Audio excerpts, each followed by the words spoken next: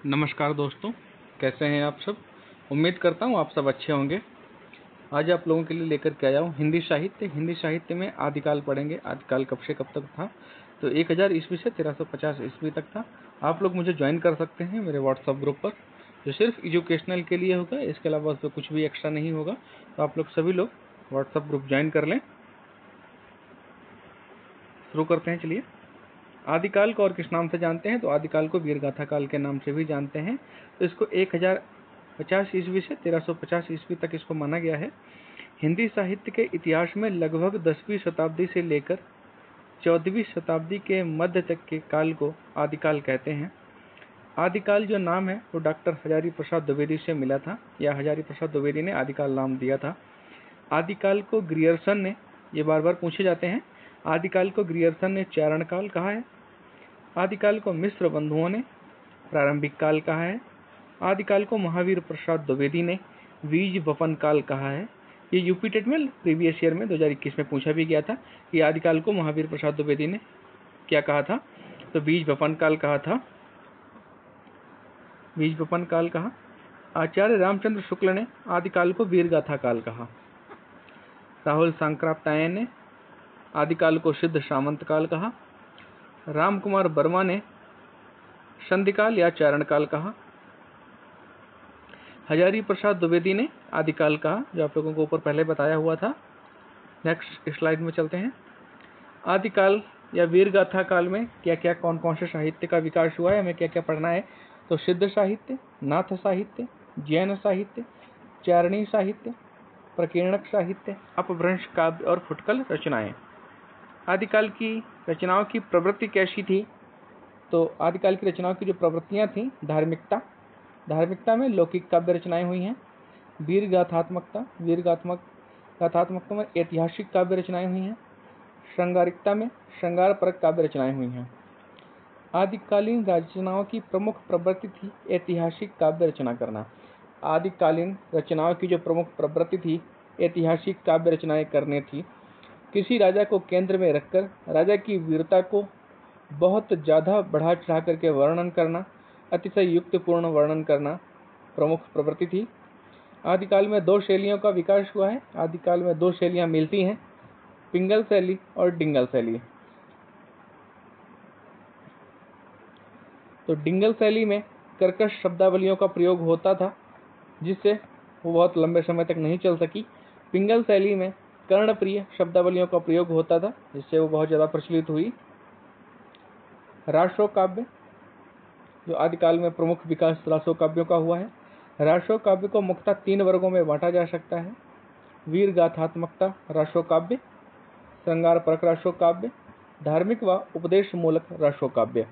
वीर गाथात्मक रासो काव्य में पृथ्वीराज रासो, हमीर रासो, परमाल रासो, ये प्रमुख रचनाएं हैं। वैसे बहुत सारी हैं, लेकिन जो पूछी जाएंगी या जो प्रसिद्ध हैं प्रमुख रचनाएं वही बता रहा हूँ। श्रृंगार परक रासो काव्य, बीसल देव रासो, संदेश रासक। धार्मिक व उपदेश मूलक रासो काव्य, इसमें उपदेश रसायन, चंदन वाला रस। पृथ्वीराज रासो एक अर्ध प्रमाणिक रचना है। परमाल रासो मूल रूप से उपलब्ध नहीं है, लेकिन इसका एक अंश उपलब्ध है, जिसे आलाखंड कहा जाता है, और ये बहुत ज़्यादा प्रसिद्ध है। आदिकाल या वीरगाथा काल। आदिकालीन युग की वीर गाथाएं या वीरगाथा काव्य 2 रूपों में प्राप्त होते हैं। पहला प्रबंध काव्य के साहित्यिक रूप में, दूसरा वीर गीतों के रूप में।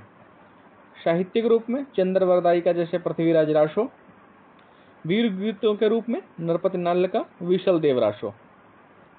आदिकाल की कुछ प्रसिद्ध रचनाएं हैं जो पूछी जाती हैं कि रचनाएं किस काल में हुई हैं, तो आप लोगों को याद रखना है रचनाएं आदिकाल में हुई हैं कौन कौन सी हैं। खुमान रासो, विशल देव रासो, पृथ्वीराज रासो।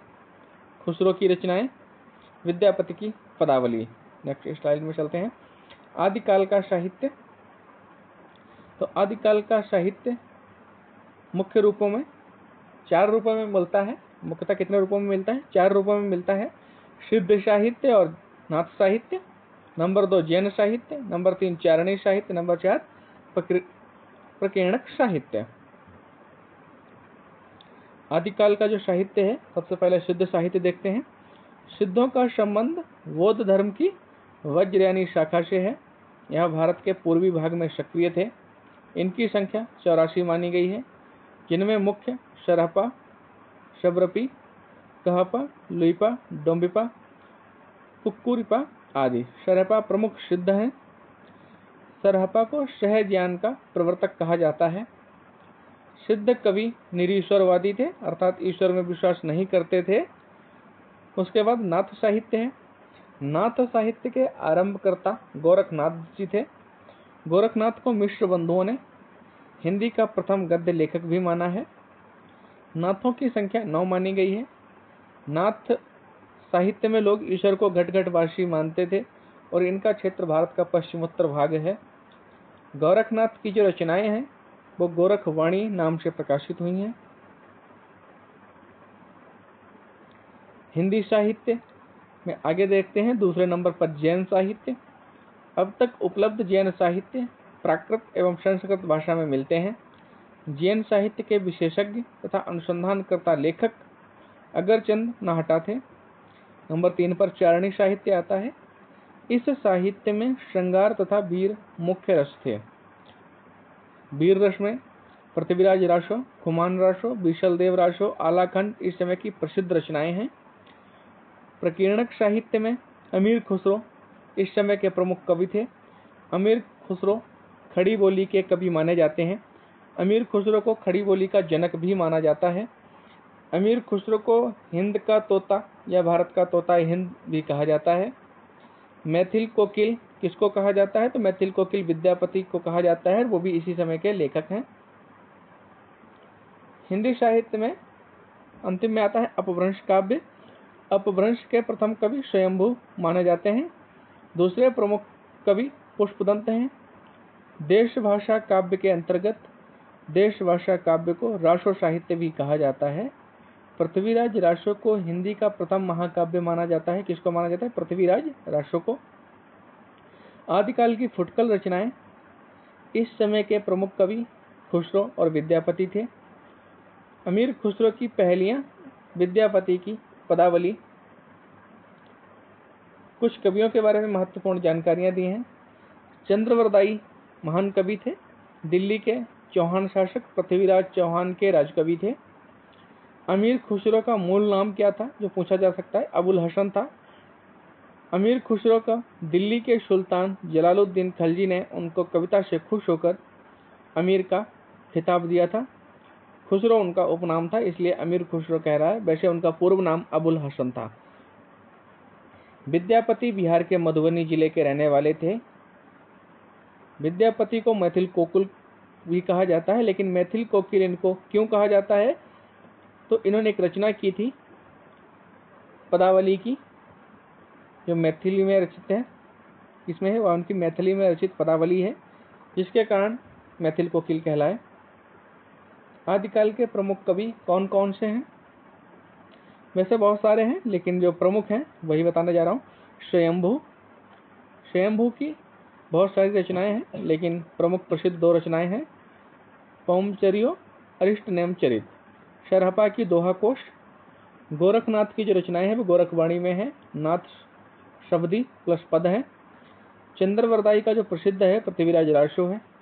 आचार्य रामचंद्र शुक्ल के अनुसार हिंदी का प्रथम महाकाव्य भी किसको माना जाता है? पृथ्वीराज रासो को माना जाता है। दलपति विजय की रचना कौन सी है? खुमान रासो है। जगानिक का परिमाल रासो है। लास्ट ईयर यूपी टेट में एक पंक्तियां पूछी गई थी जो आलाखंड से ही ली गई थी और उसके लेखक जगानिक थे, जो आगे आपको मैं बताऊंगा कौन सी पंक्तियां थी जो आई थी। नरपति नाल बीसलदेव रासो इनकी प्रसिद्ध रचना है। अब्दुल रहमान संदेश शासक। विद्यापति की प्रमुख रचनाएं कीर्तिलता, कीर्ति पताका, पदावली जो मैथिली में लिखी है।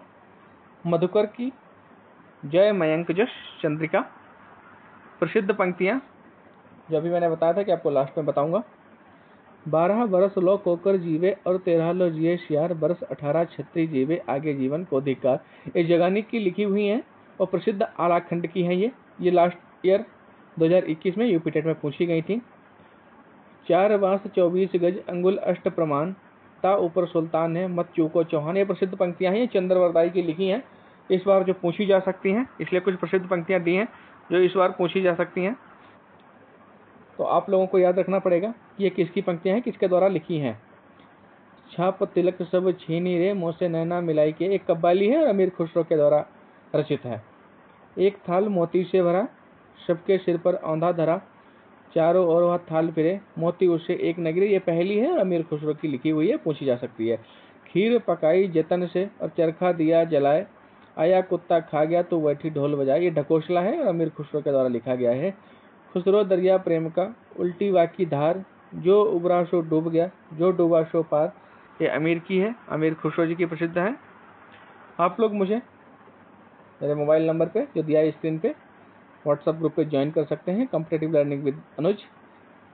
आपको हिंदी साहित्य के ये पूरा नोट्स बाकायदा व्हाट्सएप पे मिल जाएगा। शेष आप लोग वीडियो से भी इसको लिख सकते हैं। आदिकाल समाप्त हो चुका है, इसके बाद अभी मध्य काल आगे चलेगा। मध्यकाल के बाद फिर आधुनिक काल। तो 1 से 2 वीडियो इसमें और लगेंगे अभी। तब तक के लिए आप इसको देखिए, नोट्स बनाते चलिए। जय हिंद, जय भारत।